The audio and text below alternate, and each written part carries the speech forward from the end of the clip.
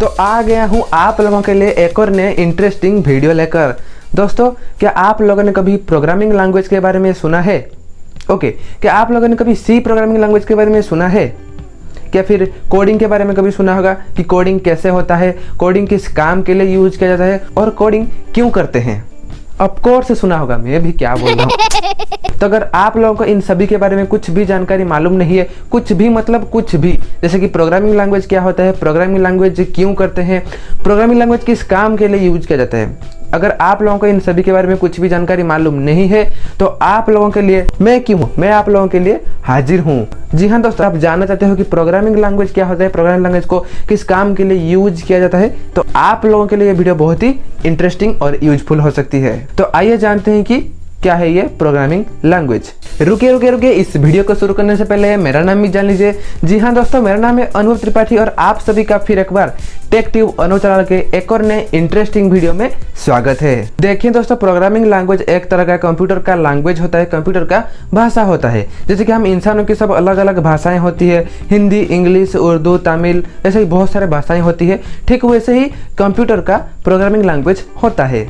इन programming language का इस्तेमाल ज़्यादातर सॉफ्टवेयर को बनाने के लिए यूज किया जाता है, एंड्रॉयड एप्लीकेशन बनाने के लिए यूज किया जाता है और बहुत सारी ऐसी प्रोग्राम फाइल्स को भी लिखने के लिए यूज किया जाता है। आप अभी अपने स्मार्टफोन में, अपने लैपटॉप में, अपने कंप्यूटर में जो सभी एप्लीकेशन और सॉफ्टवेयर सब देख रहे हैं, वो सब सॉफ्टवेयर इन प्रोग्रामिंग लैंग्वेज को यूज करके, इन प्रोग्रामिंग लैंग्वेज के जरिए ही बनाया गया है। जब कोई इंसान एक दूसरे इंसान से इंटरेक्ट करता है, उससे कम्युनिकेट करता है, तो तब वो एक लैंग्वेज का इस्तेमाल करता है। इस लैंग्वेज के जरिए ही वो दोनों ही आपस में बात करते हैं और दोनों का बात समझ पाते हैं। जैसे कि आप अभी मुझे सुन पा रहे हैं, मुझे समझ पा रहे हैं कि मैं क्या बोल रहा हूँ, क्योंकि आप लोगों को हिंदी भाषा का ज्ञान है।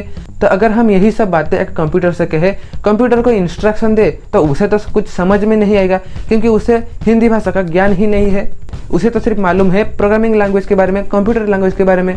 तो अगर हम यही सब बातें उन प्रोग्रामिंग लैंग्वेज के जरिए, उन प्रोग्रामिंग लैंग्वेज को यूज करके उसे कहने के लिए कोशिश करें और उससे इंस्ट्रक्शन दे, तभी जाके वो हमारी बात को समझ पाएगा और हम क्या बोल रहे हैं, हम उसे क्या कमांड दे रहे हैं, वो भी बड़ी आसानी से समझ पाएगा।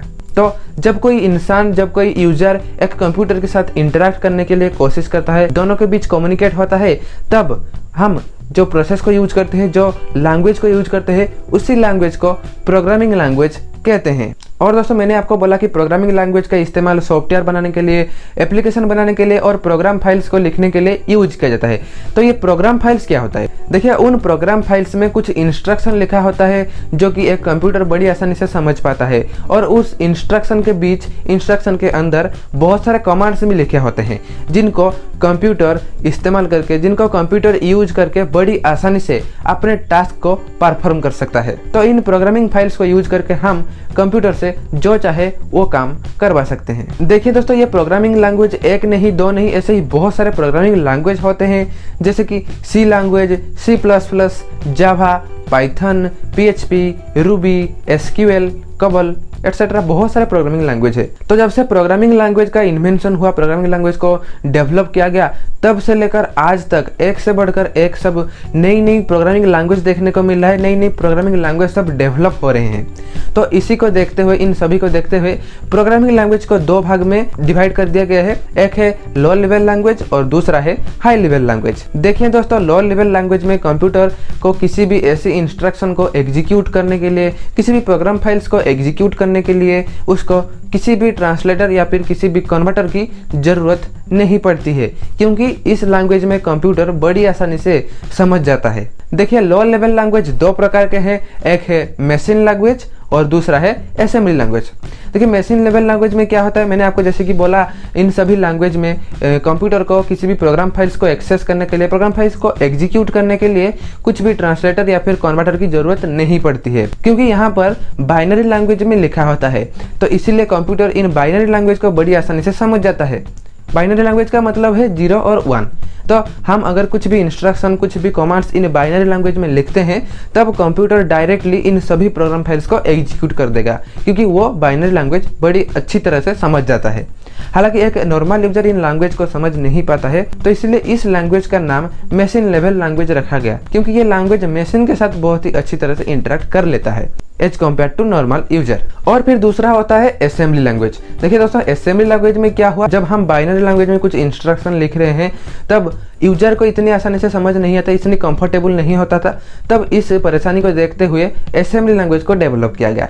असेंबली लैंग्वेज में ऐसी कुछ छोटी छोटी इंस्ट्रक्शन लिखा हुआ रहता है, छोटे छोटे शब्द यूज किया गया है जिसको एक यूजर बड़ी आसानी से समझ पाएगा। ये छोटे छोटे शब्द को यूज करना बहुत ही आसान है, जैसे कि एड, सम, डिव, मल्टी, ऐसे ही बहुत सारे हैं जिनको आप बड़ी आसानी से यूज कर सकते हैं। तो इन सभी के बाद फिर आता है हाई लेवल लैंग्वेज। तो यह हाई लेवल लैंग्वेज क्या होता है, जैसे ही हम लो लेवल लैंग्वेज में नॉर्मल यूजर कुछ अच्छी तरह से समझ नहीं पाता था उन इंस्ट्रक्शन को, उन प्रोग्राम्स को, तो यहाँ पर ठीक उसका ऑपोजिट है। यहाँ पर एक नॉर्मल यूजर के लिए यह लैंग्वेज बहुत ही आसान है, बहुत ही इजी है as compared to low level language. यहाँ पर एक कंप्यूटर इस लैंग्वेज को इतने आसानी से समझ ही नहीं पाएगा, क्योंकि ये लैंग्वेज इंग्लिश में लिखे होते हैं और इसका कमांड भी इंग्लिश में लिखे होते हैं। तो जब हम किसी भी प्रोग्राम्स को हाई लेवल लैंग्वेज में लिखते हैं तब कंप्यूटर डायरेक्टली इसे एग्जीक्यूट नहीं कर पाएगा, उसको इस हाई लेवल लैंग्वेज को एग्जीक्यूट करने के लिए ट्रांसलेटर या फिर कन्वर्टर की जरूरत पड़ती है। तो इसीलिए ये लैंग्वेज यूजर के साथ, नॉर्मल यूजर के साथ बहुत ही आसानी से इंटरेक्ट कर लेता है और नॉर्मल यूजर के लिए ये लैंग्वेज बहुत ही आसान है। तो इसलिए इस लैंग्वेज का नाम हाई लेवल लैंग्वेज रखा गया है। तो इस लैंग्वेज को यूज करके कोई भी एक कंप्यूटर के साथ बड़ी आसानी से इंटरेक्ट कर पाएगा। देखिए हाई लेवल लैंग्वेज का एग्जांपल क्या है, जैसे कि सी लैंग्वेज, C++, जावा, ऐसे ही बहुत सारे लैंग्वेज है जो कि हाई लेवल लैंग्वेज के अंदर जाता है। तो दोस्तों मैंने आपको बता दिया कि ये प्रोग्रामिंग लैंग्वेज क्या होता है, प्रोग्रामिंग लैंग्वेज किस काम के लिए यूज किया जाता है और प्रोग्रामिंग लैंग्वेज का कितने प्रकार होते हैं।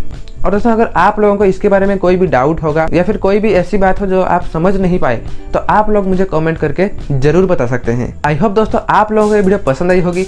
अगर आप लोगों को वीडियो पसंद आई तो इस वीडियो को जल्दी से लाइक कर दीजिए और हमारे चैनल को सब्सक्राइब करने के साथ साथ बेल आइकन को भी प्रेस कर दीजिए, ताकि जब भी मैं कोई नई वीडियो अपलोड करूँ तो आप लोगों तक वो वीडियो पहले पहुँचे। ओके, तो अभी तक के लिए गुड बाय।